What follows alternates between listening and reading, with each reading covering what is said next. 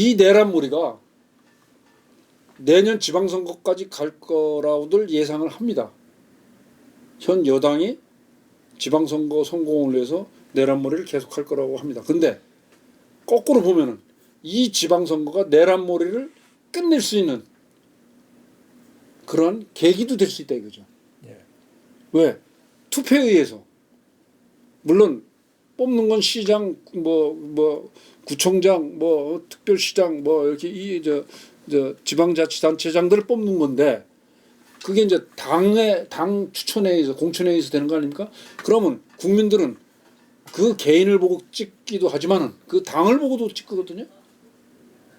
그래서 이 지방선거가 상당히 상대적으로 정치적으로 중요해졌다고 저는 봅니다. 어떤 면에서는 총선보다 지방선거가 중요합니다. 지금 이 지방 시 군 구청장 이런 걸 국회의원이나 시도 당협위원장의 그 영향력 하에서 이 추천을 하고 점검하고 뽑고 이러는데 실제로 국회의원이 활동을 하려면 자기 그 지역에 시, 군, 구청장 이 사람들이 자기 당과 다른 사람이 되면 아주 곤란합니다. 그래서 이 지방선거가 중요합니다. 물론 지난번 윤석열이가 대통령 되면서 지방선거는 지금 국민의힘 위주로 당선이 되고 편성이 됐습니다만은 이 내년 6월 3일이죠. 지방선거 어떻게 되는지는 모르지만은 상당히 지방선거를 누가 당선자를 많이 갖느냐에 따라서 좀 판도가 달라질 거라고 봅니다. 아까도 이 일당 독재로 가면서 지금 사법부 일부와 남아있다면 지금 지자체 아니겠습니까? 지난 지자체에서 2022년 지방선거에서 국민의힘이 이겼으니까 지금 거기가 다수인데 공무원 내란 TF 몰고 이러는 것도 결국 다 지방선거에서 말하자면 그 중에 핵심인 가장 이 상징적인 서울시를 자기네들 잡아야 그야말로 일당 독재가 완성되는 거 아닐까요? 민주당이 일찍이 지금 오세훈 시장을 겨냥해서 집중 공격을 하고 지방선거 이 조기 과열이라고 할까요? 그걸 부추기는 데에는 다 이 지자체까지 완전히 그냥 싸잡자 이런 저희가 있다고 봅니다. 그렇죠. 정치 분석가들은 그래서 지방선거 내년 6월달에 지방선거를 중요시 보는 게 이제 지방선거를 민주당 정권이 자기들이 승리를 하면은 이제는 완벽하게 독재로 갈 수 있는 그런 로드맵을 깐다 이거죠. 그게 무슨 말씀이냐면 지방선거를 만약 선거하면 즉각 개헌으로 들어갑니다. 즉각 개헌으로 들어가. 개헌으로 들어가서 모든 현재 헌법 체제를 다 바꿔버리는 겁니다. 자유민주 체제를 없애고 유사 자유민주 체제로 만들어가지고 쉽게 얘기해서 베네수엘라와 비슷한 국가로 만들어가는 그런 어떤 과정이 있지 않나. 그래서 지금 정치 분석가들은 내년 지방선거를 무지하게 중시 여기는 게 바로 거기에 있습니다. 근데 과연 어떻게 될는지요? 한번 예측 좀 한번 해주시죠. 내년 지방선거. 지난 윤석열 이 집권하자마자 실시된 지방선거에서는 거의 압승에 가까울 정도로 이 국민의힘이 쓸었습니다만은 아마 내년 지방선거는 그런 정도에는 안 될 걸요. 잘하면 반타작이거나 그 정도에서 머물지 않을까 싶습니다. 저도 이제 서울을 비롯한 몇 군데 외에는 뭐 좀 어렵지 않을까. 특히 방금 전에 말씀드린 것처럼 마지막 남았다고 할 수 있는 지방자치 정부들마저 그 장악하기 위해서 지금 그 바짝 그 열을 올리고 있기 때문에 공무원들도 다 이렇게 줄 세우고 또 언론도 다 이렇게 그 장악하고 이런 상황이기 때문에 지난 선거보다는 훨씬 더 어려운 선거를 지금 야당이 치러야 하지 않나 이렇게 봅니다. 그래서 지금 걱정되는 부분이 지금 내란 몰이가 계속 이렇게 되고 있는데 지금 국민들이 쇠뇌당하고 있거든요. 내란으로 계속 하니까 어떤 현상이 벌어지냐면 내란은 악이다. 이렇게 가는 거예요. 뭐 내란 동조자, 뭐 내란 수계, 내란 정당 그 내란 장관 전부 내란자를 붙여서 전부 악으로 이걸 치부를 한단 말입니다. 그러면 이렇게 쭉 가서 국민들을 그렇게 쇠뇌시켜 놓고 내년 지방선거에 가서 거기 이제 나오면은 저 사람 내란 동조자다. 좌표 찍어갖고 그 소위 강성 지지자들 몰아가지고 막 공격하고 자 이것이 이제 예상이 되는데 이런 식으로 이 정치판을 몰고 가가지고 과연 우리나라 정치가 온전하겠느냐 이성적으로 자유민주주의 체제를 계속 유지할 수 있겠느냐 이게 걱정이 되는 것입니다. 벌써 공무원 조직을 참 장악하기 위해서 내란이라는 말을 슬쩍 쓰기가 뭐하니까 헌법 존중 정부 혁신 TF에 이게 내란 조사하겠다는 거거든요. 바로 이제 그런 식으로 이제 이것이 공무원 사회뿐이 아니고 언론에도 마수가 뻗치지 않겠습니까? 시민사회 거기에도 이 마수가 뻗치지 않겠습니까? 이런 식으로 전부 이걸 심지어는 종교계까지도 지금 내란 하여튼 그 계엄 찬성하고 내란 반대하고 하여튼 그런 종교 세이브 코리아 부산에 있는 그 손 목사 구속돼 있지 않습니까? 오늘인가요? 전광훈 목사 그 내란 동조 세력으로 해가지고 조사하겠다고 지금 아마 오늘이 소환입니까? 소환 어떻게 했어요? 어저께 소환을 했나요? 그리고 결과가 어떻게 나왔는지 저는 모르겠습니다만 자 이제 종교계까지도 이제 그 잣대를 들이대는 겁니다.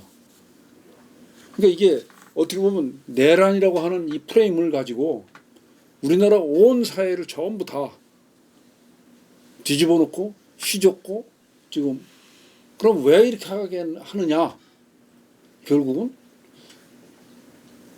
이재명을 사법 리스크를 싹 없애고 이재명을 살리고 나아가서 그걸 통해서 권력을 완전히 장악해서 독재로 가려고 하는 거 아니냐. 권력을 장악하려면 기존의 권력을 전부 다 사장화시켜야 되거든요. 검찰 사장화시키고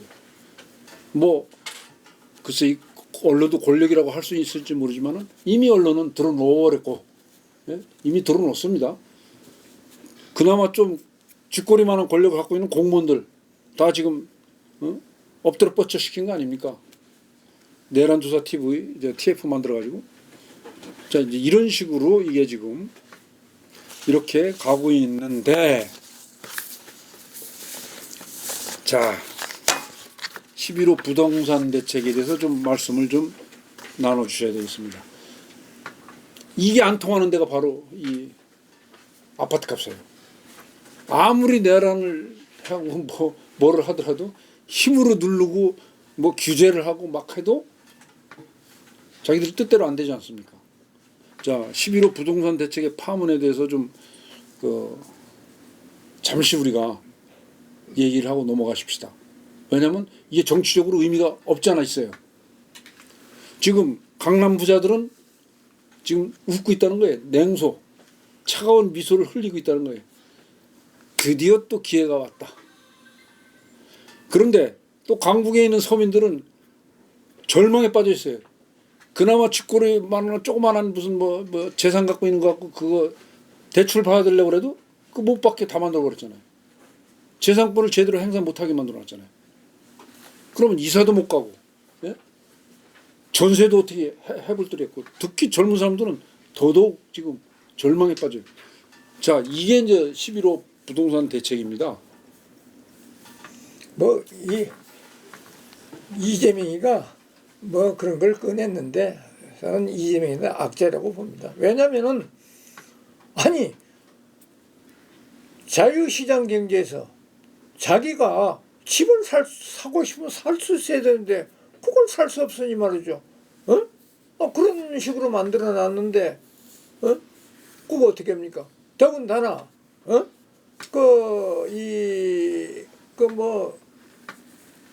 금감이 부위원장 이제는 이 빚내서 집 사서는 안 되고 빚을 내서라도 주식을 사라고 이런 황당한 소리를 금감원 원장, 금감원 부위원장 이만원 예.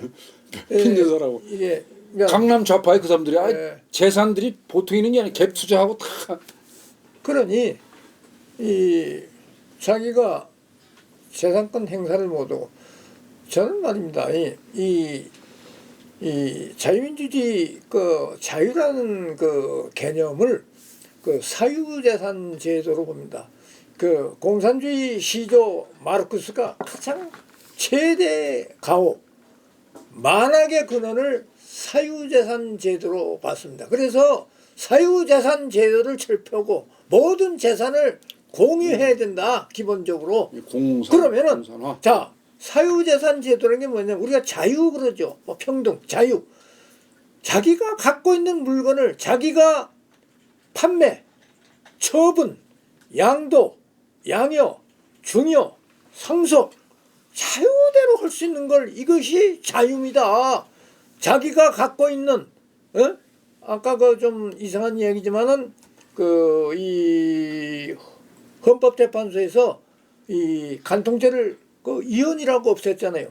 어떻게 보면 이 성의 자기 결정권 존중해야 된다 이거죠. 예, 자기 결정권. 그걸 뭐 물건에 비해서는 안 됐습니다만은 자기가 마음대로 하는 건데 왜 국가가 거기 간섭하고 이부자리까지 법률로 정해서 처벌하냐 이거 아닙니까? 그러니까 자유라는 가장 기본적인 개념은 사유재산 제도였습니다. 자기가 제가 여기 양복이 있습니다. 이걸 공유해 보십시오. 여기 80명 학생이 있는데 학생들이 야 이거 사유재산 안 돼. 공유해야 돼. 그럼 80명이 매일 저 옷을 갈아입어야 됩니다. 오늘은 이 학생, 내일은 저 학생. 얼마나 불편하고 그러니까 자기가 갖고 있는 물건을 자기 마음대로 처분한다는 거. 상속도 하고 중해도 하고 기부도 하고 양도도 하고 이게 자유입니다. 이게 사유재산제도가 자유의 기본 경리입니다. 그런데 우리가 뭐 언론도 그러고 학자도 설명했는데 사유재산제도를 어떤 경제학적인 개념으로 설명해서 이게 가장 기본적인 자유의 개념입니다. 그런데 이게 부동산이 그겁니다. 사유재산제도 우리 대한민국 특히 이 재산의 거의 3분의 2 거의 80~90%를 부동산에 갖고 있다. 왜? 부동산은 가장 안전한 자산이기 때문에 주식은 지금 이재명이가 뭐 주식 5천 선 부르짖으면서 어쩌게 하지만은 주식은 가장 위험도 많고 물론 뭐 고수익이 보장될 수도 있지. 그러나 가장 위험이 많은 겁니다. 이걸 지금 도박을 하라고 지금 장난 주식 시장 이거 좀 죄송합니다. 토박 시장이네. 갬블링 마켓입니다. 주식 시장은. 이걸 뭐 오늘도 좀 떨어졌나요? 이게 이런 식으로 이 정부 지도자라는 사람이 그렇게 하면 안 돼요. 자, 빚내서 집은 사지 말고 빚내서 주식은 하라. 이게 뭡니까? 그래서 기본적으로 이 자유 개념도 그렇고 자유를 부정하는 사람들이 이 재산권 행사와 관련해서 특히 이재명 정부가 좀 솔직히 무식합니다. 저도 무식한 사람이지만 뭐 저나 마찬가지로 뭐 피장타장 무식하다고 봅니다. 이 사람들.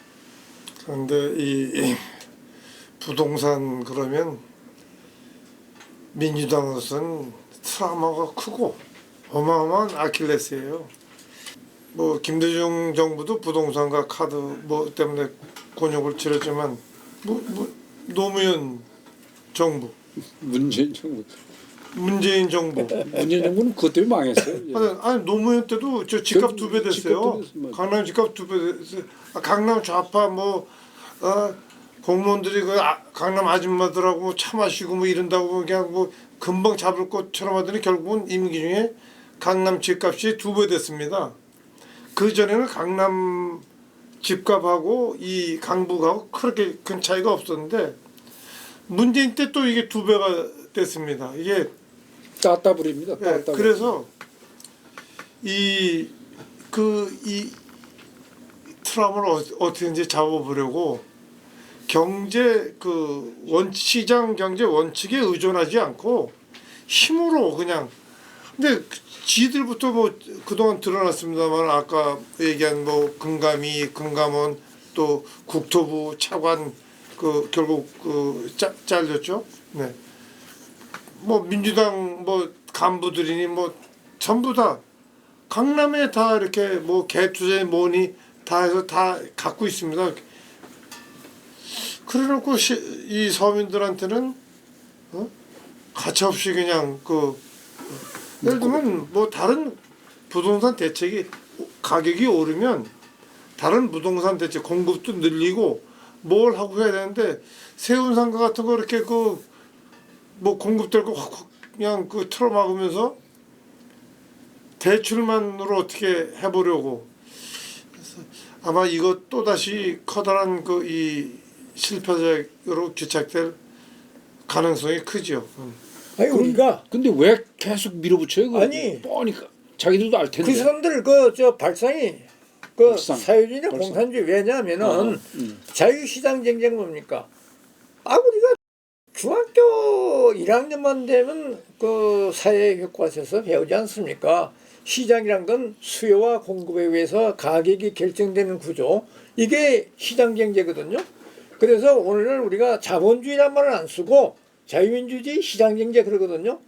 이 시장 경제 자본주의는 이게 절대 이데올로기가 아닙니다. 생활 방식입니다. 근데 이자들은 이걸 이데올로기로 심지어 정동훈이 같은 자, 노무현도 옛날 자기 청와대 자기 홈페이지에 대한민국은 아프리카 뭐 하이에나 경제보다 모든 경제는 그런 글을 올렸습니다. 대통령이라는 자가 그리고 그러면서 이 타개해야 될 세 가지가 있습니다.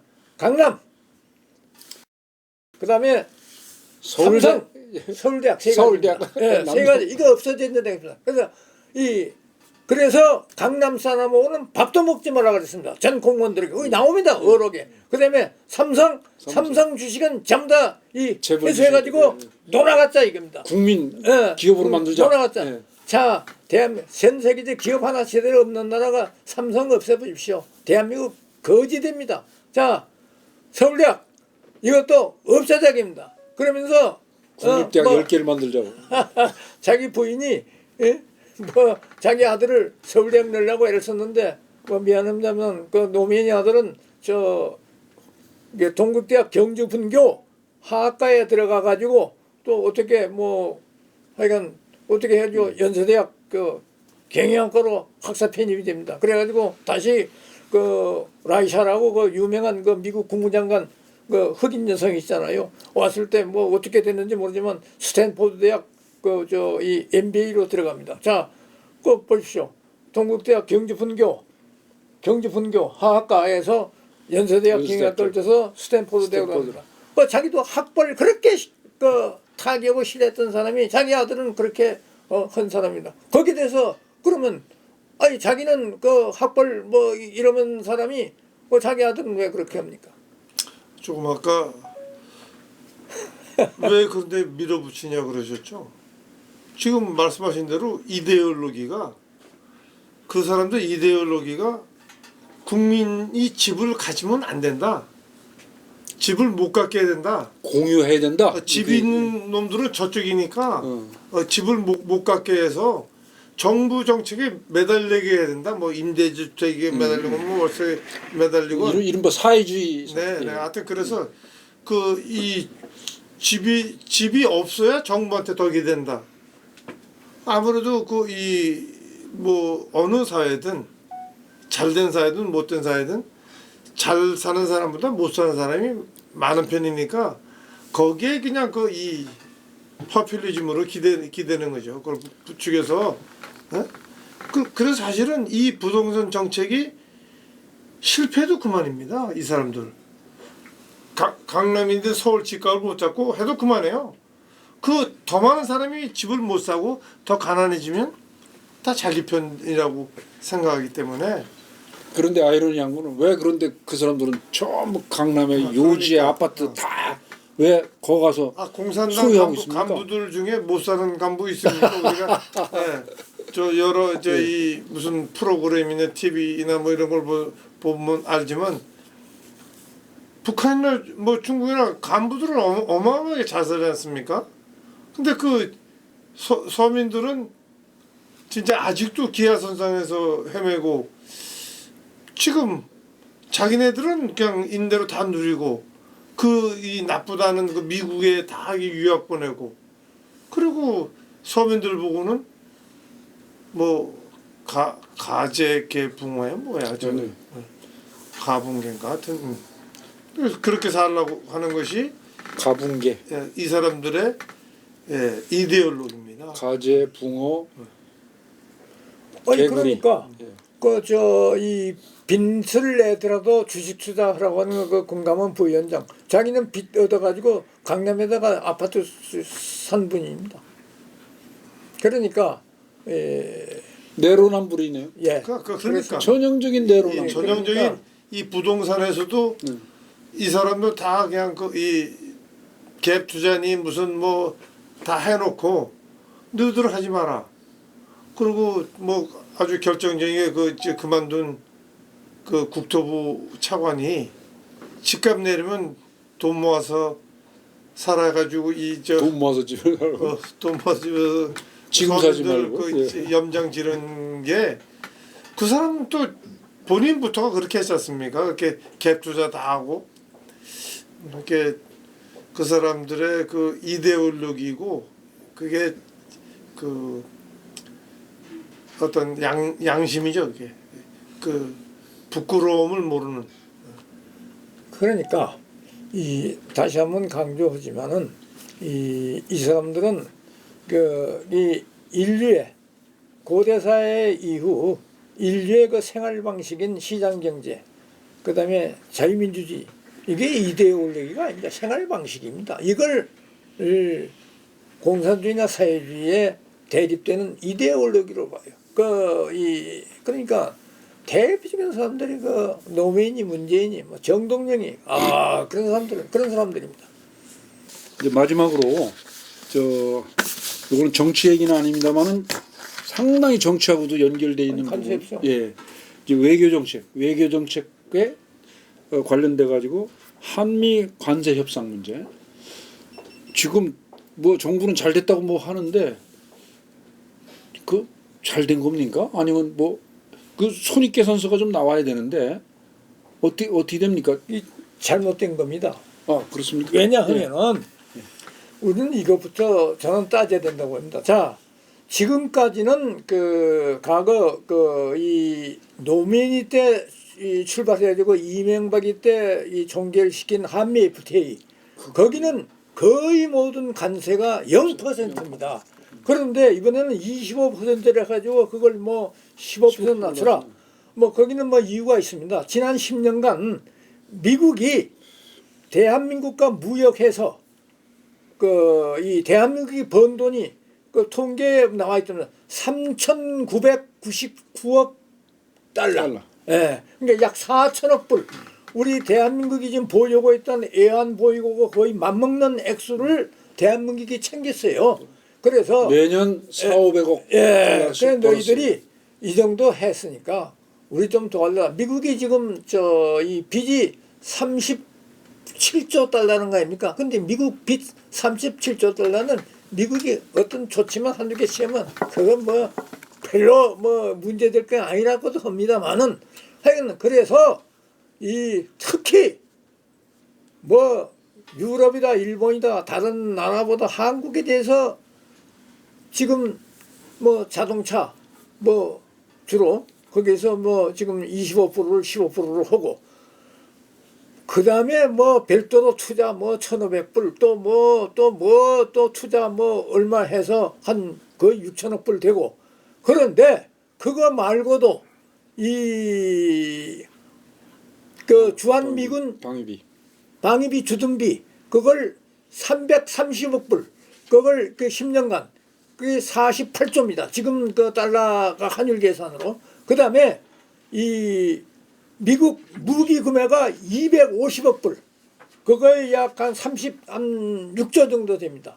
그 다음에 대한항공이 그 보잉사로부터 원래 103대 비행기만 상했는데 그게 47대 추가해서 150대 그 항공기를 구매하기도 돼. 그게 아마 360조, 그게 한 52조 됩니다.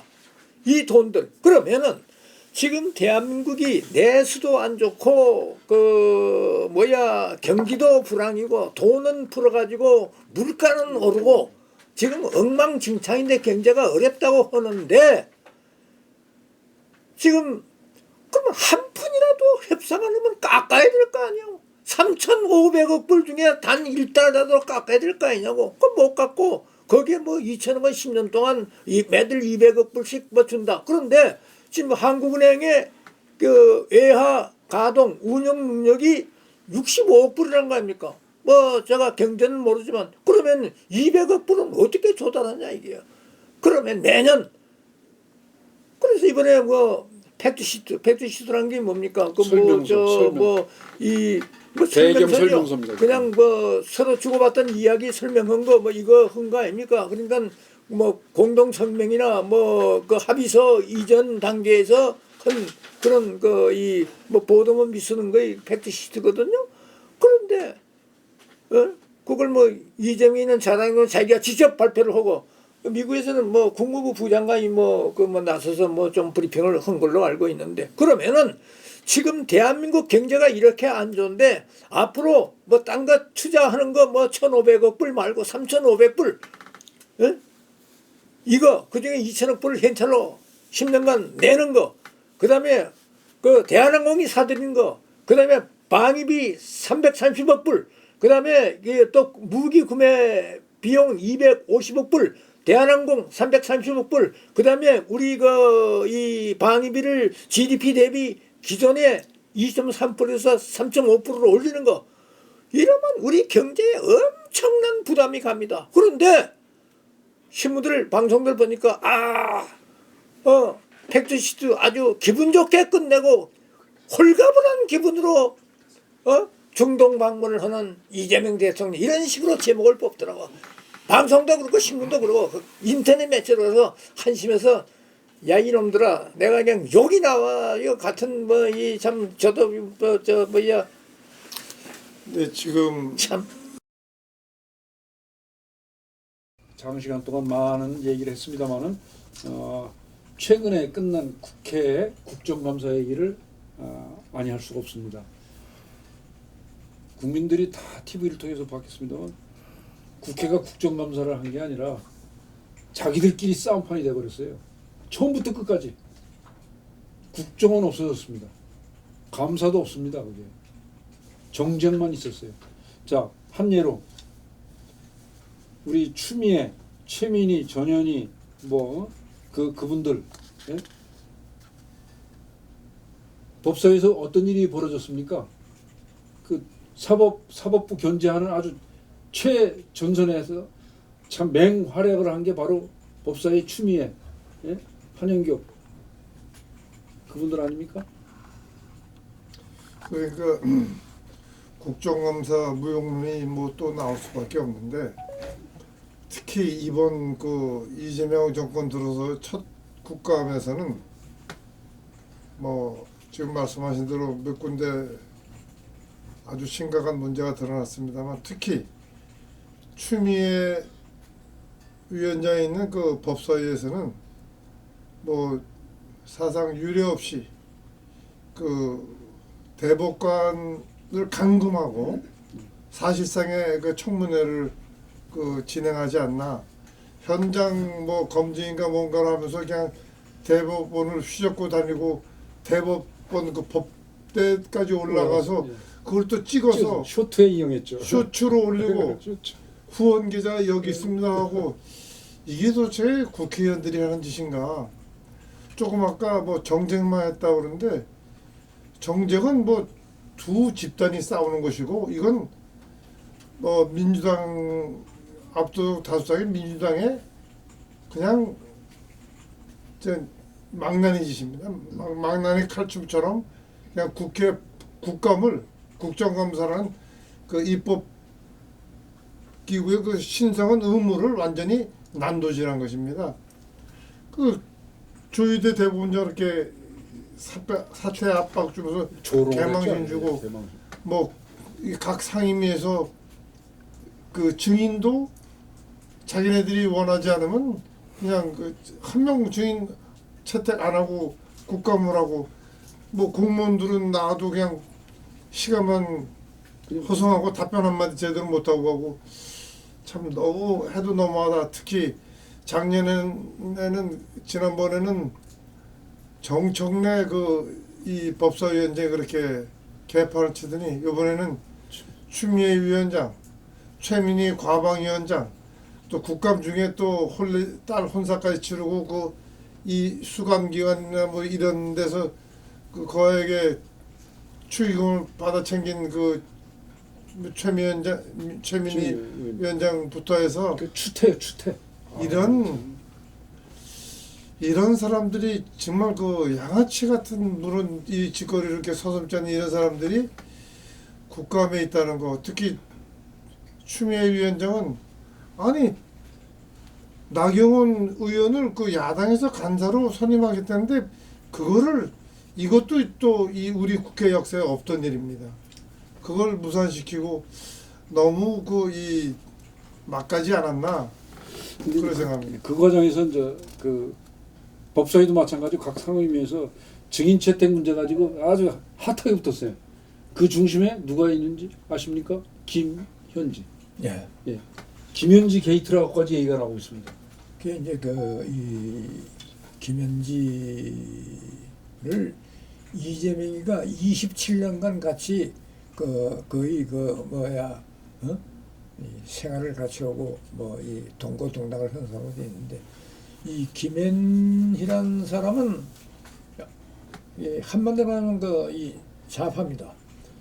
이 김현희가 2002년 그 유명한 사건 있잖아요. 뭐 효순미선 그 이 사실은 그 교통사고입니다. 교통사고죠. 그 농로에서 좁은 농로에서 미군이 그 장갑차 비슷한 차량을 몰고 훈련하는데 거기서 하학길에 뭐 얼씨구절씨구 뭐 가방 메고 뭐 모르고 가다가 미군 차가 이 지나서 그 친 정확히 법률로 말하면 업무상 가실 치사 사건인데 그걸 그 살인으로 몰아가지고 이 주한 미대사, 주한 미군 사령관, 심지어 부시 대통령까지 사과까지 얻어냈지 않습니까? 부시 대통령도 사과했어요. 그런데 거기 당시 그 이 성남 그 시민단체 사무국장으로 있던 김현희가 그 자기 그 SNS에 올린 글 보면은 뭐 부시 사과하라 뭐 미국놈 물러가라. 그 다음에 고약한 말도 있습니다. 미국놈 연 먹어라. 영어로 했습니다. fucking USA라고. 그걸 직접 쓴 사람이 김현희입니다. 그 기록이 김현지. 그게 나와 있습니다. 그 김현지라는 사람이 그런 사람입니다. 그리고 뭐 그 뒤에 뭐 자기들 마음에 안 든다고 성남시의회에 쳐들어가서 이재명이고 뭐 폭력 장면을 연출하고 뭐 여러 가지 있습니다. 그리고 뭐 김부선이 이야기에 따르면은 그 이 이재명이가 그 성남 그 무슨 주상 아파트 그 뭐 이 사건과 관련해서 그 이 KBS PD 한 사람하고 그 뭐 이 당시 그 성남시장이 김병량인데 그 이재명이는 그 시민운동 하면서 변호사였고 그래서 검사를 사칭해가지고 어느 검사를 수원지검의 검사를 지내고 왜 김병량 시장이 전화를 안 받으니까 거부하니까 그러니까 검사라 그러면 받아줄 게 해서 수원 자기가 아는 이재명이가 아는 수원지검에 검사 한 사람을 위물대고 김병량 시장 때 검사를 사칭해서 KBS 그 이 피지한 사람하고 이 이재명이하고 합니다. 그래서 검사 사칭 혐의로 고발돼 가지고 수배를 받습니다. 그 이 KBS PD는 징역까지 살았고 이재명이 피해 다니는데 어디서 피해 다니느냐? 김현지 집에서 몇 달간 아침, 점심, 저녁을 먹으면서 자 처녀 집에서 몇 개월간 피해 있었다입니다. 그걸 누가 이야기했냐? 김부선이가 이야기했습니다. 김부선이가 이재명이가 내가 어디 교회 지하실에서 숨어 있는 줄 알았는데 이 검찰 놈들이 잘 모르더라. 나는 사실은 이 처녀의 집에서 있었다. 아침, 점심, 저녁 먹으면서 자 처녀 집에서 있었던 게 김현지입니다.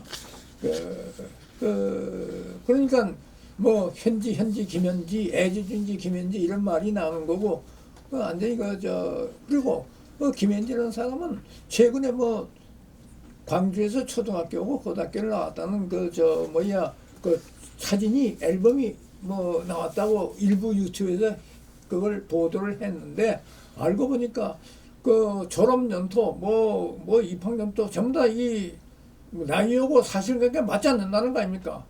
뭐 여기에 대한 그 의문도 있고 하여간 그 오직 했으면 그 강화문 집회를 주도했던 그 정가훈 목사가 1억이라는 포상금을 걸고 김현지의 고향 그다음에 사진 그다음에 학력 그다음에 부모 이름 형제가 있으면 형제 언니가 있으면 언니 동생이면 동생 형제 자매 근데 뭐 부모 형님 분명히 밝혀진 건 아무것도 없지 않습니까? 그래서 어디 뭐 달달에서 왔느냐 뭐 이런 이야기도 나오는데 하여간 그러면은 이런 사람이 그 이 대통령실이 1급 공무원입니다. 그러면은 1급 공무원이면 이 자기 신은 이걸 분명히 국민한테 밝혀야 됩니다. 그런데 지금 안 밝히고 이런 사람을 이 국정감사에 못 나가게 막고 그것도 아주 비겁하게 말이죠.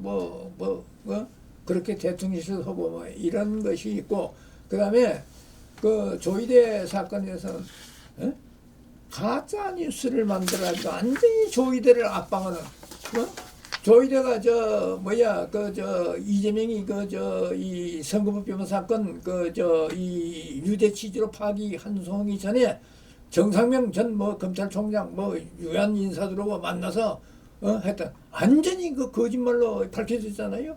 그런데 그걸 거짓말을 가지고 가짜 뉴스를 가지고 조이대를 압박하고 대법원까지 쳐들어가고 이런 짓을 하고 물론 조이대 대법원장 좀 나약해서 제대로 이 대응하지 못한 점도 있습니다만 이런 짓을 하고 있고 그러니까 거기에 이 두 개 그 상임위 법사위 추미애가 위원장은 법사위 그다음에 가방이 그 최민희 이게 두 여인들이 완전히 국회를 그냥 엉망진창으로 만들어버린 겁니다. 거기에 특히 법사위에는 추미애 밑에 그 서영교 전혜니까 있어가지고 이게 그 인간들이 할 짓입니까? 그게 하는 거 보면 말이죠. 예. 그건 그 정도 하고 우리 마지막으로 이 정치 얘기는 아닙니다만은 이재명 정권의 중요한 부분이 바로 외교 정책과 관련된 지금 한미 관계 또 한미일 관계 한일 관계 이런 겁니다. 지금 이것이 상당히 지금 관심사예요. 앞으로 어떻게 흘러갈 것인지. 왜냐하면 이 동아시아의 국제 정세가 너무나도 지금 급변하고 있기 때문에 자 그래서 우선 얼마 전에 끝났다고 하는 한미 관세 그 협상의 손익계산서를 조금 우리가 한번 살펴봐야 되겠는데 지금 어떻게 된 겁니까? 2천억 달러 현금 투자하는 거. 또 마스가 예, 1,500억 마스가 1,000억 달러. 아니 1,500억 달러. 1,500. 마스가가 1,500억 달러. 예. 그다음에 에너지 사주는 게 1,000억 달러. 예. 요것만 지금 부각이 돼 있습니다. 그렇죠? 그런데 그 전에 예. 추가로 또 또 그 있습니까? 삼성, 그 현대차, SK, 그다음에 LG, 그다음에 롯데 그 재벌 총수를 끌고 가서 지난 8월 25일 1,500억 달러 추가 투자하는 거 이제 보도가 됐잖아요. 그러면은 그 부분은 이번에 부각이 안 되고 있으면 최소한 지금 3,500억에다가 1,000억, 그 1,500억 그러면 약 6천억인데 6천억. 예, 근데 거기다가 그 또 예. 우리 예하 보유고가 그러니까 4,200억 불 200억. 된다 그러는데 지금 뭐 이 요새 이 주식시장 뭐 예하 환율 방언이라고 뭐 일부 그 예하에서 나는데 4,200억 불이란 건 우리가 달러로 그대로 4,200불 갖고 있던 시 아니잖아요. 여러 가지 형태로 갖고 있는 건 실제로 갖고 있는 달러는 얼마 안 돼요. 현금. 그래서 한국은행이 운용할 수 있는 달러는 건 65억 달러라는 거 아니요. 그런데 1년에 2천억 불을 200억 불을 준다. 그 10년 동안 그러면 지금도 경제가 내수도 부진하고 물가도 오르고 고용도 안 되고 물론 전체적으로 고용은 늘었다 그러는데 20대 30대 고용은 최하위라는 거 아닙니까? 고용이라 할 때 20, 30대 고용이 늘어야지 60대 70대 고용이 늘면 뭐합니까? 배달이나 하고 뭐 택배나 하고 그러는데 지하철 가서 지하철 예 감수하고 그런 그 경제가 어려운데 그런 돈을 우리가 퍼준단 말입니다. 그러면 협상을 하려면 한 푼이라도 깎든지 뭘 해야지. 과거 우리가 이 한미 FTA 할 때는 모든 것이 0%였습니다. 거기다가 지금 미국 측에서는 뭐 농수산물 개방도 열려 있다. 소고기하고 쌀이란 거 아닙니까? 근데 우리는 다 방어했다. 예. 그런데 뭐 자동차도 좀 확 눌려가지고 지금 뭐 코타가 미국산 자동차 물론 우리 한국이 사줄지 안 줄지 왜 한국 국민이 선호하지 않으면 못 삽니다. 뭐 5만 대 뭐 들어오게 돼 있고 말이죠. 이런 식으로 되면은 그런데 이걸 잘 됐다고 하나도 좀 깎고 그래서 뭐 지금 뭐 오늘 아침에 보니까 뭐 포스코에 뭐 누군가 가서 지금 백악관 앞방에서 혼자 제발 좀 한미 FTA 좀 깎아주시오 해서 뭐 혼자 뭐 시위를 한다는 그런 뭐 인터넷 보도도 있습니다만은 하여간 그런데도 불구하고 우리 신문방송 한미 팩트시트 마무리하고 홀가분한 마음으로 중동을 찾는 이재명 대통령 뭐 이런 식으로 뭐 제목을 달고 보도하고 있는데 이렇게 해서 되겠습니까? 강론에서 상장은 뭐 서른배가 다 말씀하셨으니까 이 정권의 가장 큰 문제점은 국민이 믿을 수 없다는 겁니다. 지난 8월 말에 그 한미 정상회담 그 워싱턴 가서 하고 왔을 때 뭐라 그랬습니까? 협상이 너무 그때 그 이 관세 협상 막 우리가 이제 거의 막바지로 이제 8월 말이 이미 막바지였습니다. 전 세계적으로. 그때 공동성명도 안 나오고 발표문도 안 나왔을 근데 때 그 이게 뭐냐 합의문도 네. 없고 공동성명도 없고 뭐냐 아무것도 없다 그랬더니 그랬을 때 협상이 너무 잘 돼서 할 필요 없다 그랬죠. 뭐 합의문이 필요 없었다. 없을 정도. 하여튼 그때도 뭐 이게 말이냐 뭐냐 그랬습니다만 지금 그 결과는 이제 요번에까지도 11월 10월 말 다 되도록 지금 그 결국은 그 타결이 안 됐던 것이고 그다음에 팩트 시트라고 나왔는데 이게 어디까지가 팩트인지 우리 국민은 몰라요. 이 정권이 제대로 국민에게 사실대로 밝히질 않는다 이겁니다. 다 아시다시피 이 관세 협상은 우리만 하는 것도 아니고 뭐 유럽이나 뭐 일본이나 중국이나 다 이런 나라들도 트럼프 대통령의 팔비틀기에 어느 나라 좀 당한 면은 있습니다. 아까 말씀하신 대로 왜 그 정도 깎았냐 못 깎냐는 둘째 문제고 우리가 좀 버거워서 잘 협상이 아직은 마무리 안 됐다. 그럼 와서 솔직히 그렇게 국민한테 얘기하고 이렇게 하는 게 그 옳은데 뭐 너무 협상이 잘 돼서 합의문이고 그런데 뭐 필요도 없었다. 또 뭐 이 지금 팩트 시트도 미국에서 나오는 거하고 말이 조금씩 다르고 이런 거 보면 이 저 핵잠 그 얘기도 그렇고 하여튼 이 신뢰할 수 없는 정부의 발표를 어디까지 믿어야 되는지 참 아쉽습니다. 방위비 방위비 2.3%인데 GDP 대비 예. 2. 기존 우리가 2.3% 부담하는데 3.5%로 올리도록 되어 있습니다. GDP 그다음에 대비. 우리 미군 주둔비 그 얼마 주둔비가 된다고? 올려준다는 거 아닙니까? 그것이 300. 330억 불. 억 달러입니다. 그다음에 10년간. 무기 사주는 거. 48조입니다. 무기 사주는 건 360억 불. 그건 52조. 그다음에 이제 대한항공이 보잉사로부터 그 항공기를 150대를 사야 됩니다. 그것이 250억 불입니다. 그것도 36조입니다. 그러면은 자 1조라는 돈이 엄청난 큰 돈입니다. 지금 이 48조, 52조, 36조 버텨보십시오. 그다음에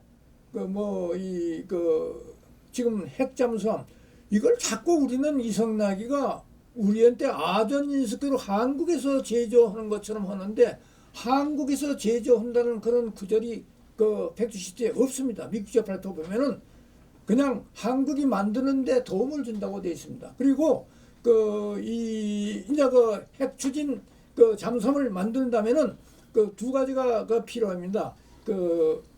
우라늄 농축을 할 때는 우라늄 농축, 그 다음에 핵연료 쓰고 난 핵연료 재처리 이 기술을 우리한테 양해하고 도움을 준다 그러는데 거기 또 협조한다 그러고 우라늄도 말이죠. 80~90% 농축도가 되는데 우리한테 준다는 건 알려지는 건 지금 20% 정도. 저농도 이것 가지고는 핵 추진 잠수함이 몇 년 못 간다는 거 아닙니까? 그러니까 미국이 절대적인 그런 기술도 안 줄 뿐더러 절대적인 도움도 안 주고 그냥 한국이 만드는 데 도움을 준다고 두리뭉실이 돼 있는 게 이 미국 측 팩트시트인데 우리는 대한민국이 만드는 것처럼 그렇게 이렇게 한국에서 만드는 것을 전제로 추진하겠다 이성락이가. 그런 양쪽과 다른 그런 발표가 되겠습니까? 그러니까 결국은 한국과 미국 지금 물론 한국과 미국 간만의 문제는 아니고 전 세계가 지금 몸살을 앓고 있는 거지만은 하여튼 한미 간의 관세 협상 한다고 해서 2천억 현금 투자, 1,500억 마스가 1,000억 에너지 구입한다. 국민들은 그것만 갖고 이렇게 했는데 근데 지금 얘기하는 거 보면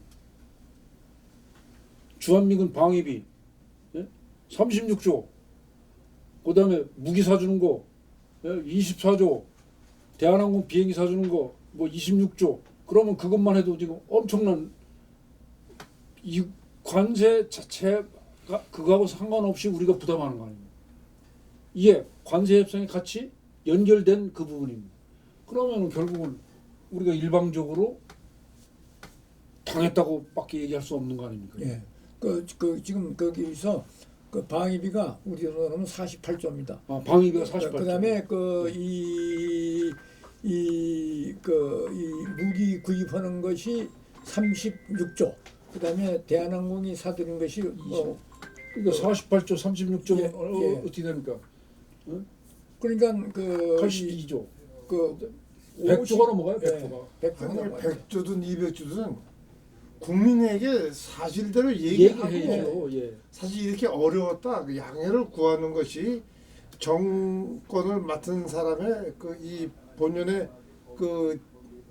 할 바 이거를 그냥 다 속이고 그냥 아주인수격으로 그냥 그런 것만 해서 넘어가는 이 정권을 어디까지 믿어야 되는지 참 문제입니다.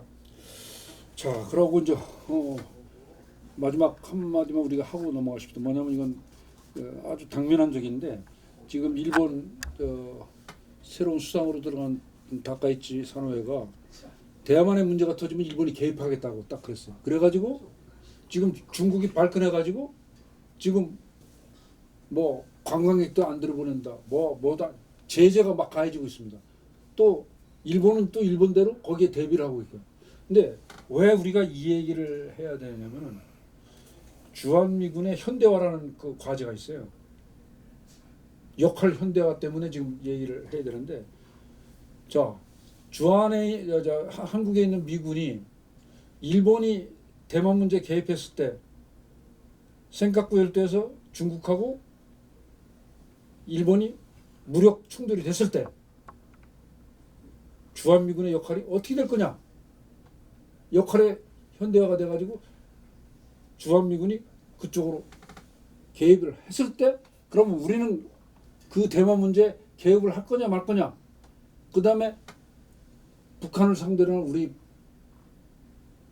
방어 체계는 국방 체계는 어떻게 해야 될 거냐? 이게 심각한 문제로 지금 눈앞에 다가왔거든요. 이게 한미 간의 동맹 관계하고 한미 동맹 관계, 또 한일 일본과 미국의 동맹 관계, 또 한미일 외교 동맹, 이것이 전부 연관이 돼 있어요. 이것이 우리한테 그 미국하고의 관세 협상 또 방위비 협상 여기 그거 말고 또 새로운 외교 부담으로 크게 다가오는 것이 아닌가. 이제는 뭔가 생각을 바꿔야 될 때가 되지 않았는가. 그 문제에 대해서는 이재명 대통령이 일찍 얘기했지 않습니까? 쉐쉐하면 되지 왜 대만 우리가 거기에 뭐 관여할 게 뭐 있냐 그러는데 그럼 중국에다 세시한 좋은데 뭐 좋습니다. 그런데 주한미군이 빠져나간다 이거예요. 예? 저기 대만 문제가 터져가지고 이게 쉐쉐한다는 건 제가 한다는 게 아니고 그 사람이 하겠다는 거니까. 글쎄요. 예. 그래서 그때도 그 문제는 어떻게 해결할까요? 많은 비난을 받았습니다만 실제로 그 정권을 운영하는 입장에서는 아마 그렇게는 못할 것 같고, 지금 이게 그렇다고 해서 우리가 그 일본도 지금 그냥 그 중국이 이렇게 완전 파상 공세를 편다고 해서 일본이 그 만만하게 이거 총리의 개인적 발언이다 이런 식으로 물러설 것 같지 않습니다. 그래서 또 양측의 충돌은 불가피한데 우리로서는 아까 뭐 이 시진핑이 저 독도는 한국 땅이다 뭐 이런 발언도 하고 돌발 발언이 나왔어요. 한미일 독도는 한국 땅이라고 하는 게 한미일 시진핑 입에서. 동맹 체계가 예. 있는데 안보에 관한 한. 그런데 그런 한일 관계 특수성도 있고 또 이재명 대통령의 성향도 있고 아마 우리로서는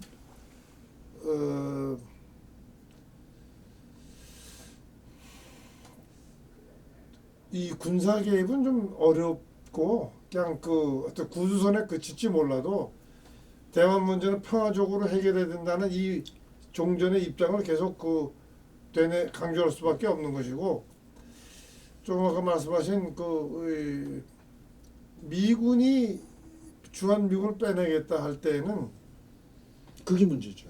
그때는 우리가 어떻게 근데 미군의 세계 전략으로 움직이는 그 주한미군을 우리 정부가 과연 거기에다가 어떤 영향을 행사할 수 있을까 하는 의문입니다. 근데 어쨌든 최대한 이 한반도 공백 사태가 일어나지 않게 거기에 대한 이 우리 정부의 노력은 계속돼야 되겠죠. 이 국가 간의 신뢰 관계라는 게 엄청나게 중요한 것이 이게 안보 문제하고 직결돼 군사 문제하고 직결됐을 때 심각한 결과가 온다 이거죠. 한국을 못 믿고 막 그렇게 되면은 미국에서 야 주한미군으로 우리 필요하니까 저 대만에다 투입해. 그러면 한국 안보 고려하지 않겠다는 거거든요. 그렇게 돼서는 안 되겠지만은 그런 현실이 벌어졌을 때 그러면 우리 안보는 어떻게 되는 것이냐 이거죠. 미군한테 우리가 안보를 영원히 맡겨서는 물론 안 됩니다. 국방, 우리 주권 그게 있기 때문에. 그러나 현실적으로는 우리의 힘으로는 북한 핵무기를 막을 수가 없어요. 모든 아니 우리의 전 세계적으로 지금 뭐 일본이 안 그렇습니까? 독일이 안 그렇습니까? 영국이 안 그렇습니까? 독자 이 군사 주권 행사하는 나라 어디 있습니까? 이게 소위 이른바 집단 방위 체제거든요. 그게 다 거기에 집단적으로 하거든요. 예. 미국의 그 이 말하자면 그 우산 속에 들어가서 다 들어가서 집단 어, 방위 체제를 하는 것이죠. 예. 지금 한국에서 이 정권 들어서 뭐 어떻게 될지 모르겠지만 갑자기 이 국방 주권 운운하는 것은 참 개구리 뭐 이 우물한 개구리 같은 소리가 아닌가. 그리고 사실 문재인 정권 때에도 미국에서 우리한테 고급 정보 안 줬다 그래요. 안 줘요? 절대 안 줍니다. 근데 믿지 않는데 어떻게 지난번 줍니까? 한미 정상회담 그 열전에 그 트럼프가 뭐라 그랬습니까? 한국에서 지금 무슨 일이 일어나고 있냐? 그렇죠. 예? 그 지금 총이 일어나고 있냐? 네. 뭐 참. 그러니까 트럼프가 이재명을 믿을 수가 없다. 바로 그 얘기입니다. Let me trust you. 너를 믿게 해라고 하는 소리가 지금 나올 수밖에 없는 상황이죠. 전시작전권 회수해 와야 된다. 주권을 우리가 회수해야 된다. 그 전문가들이 보면 웃어요, 웃어. 전시작전권을 행사하려면 지금 우리나라 군사 체제에서는 12년 내지 15년이 걸린답니다. 왜? 지금 별들은 다 똥별이래요. 그거 작전권을 행사할 만한 능력을 갖고 있는 사람이 없대요. 그러니까 저 젊은 장교부터 교육을 다시 시켜가지고 전시작전권을 운영할 수 있는 능력을 키워줘야 되고, 또 전시작전권을 우리가 행사하려면 돈이 엄청나게 들어간답니다.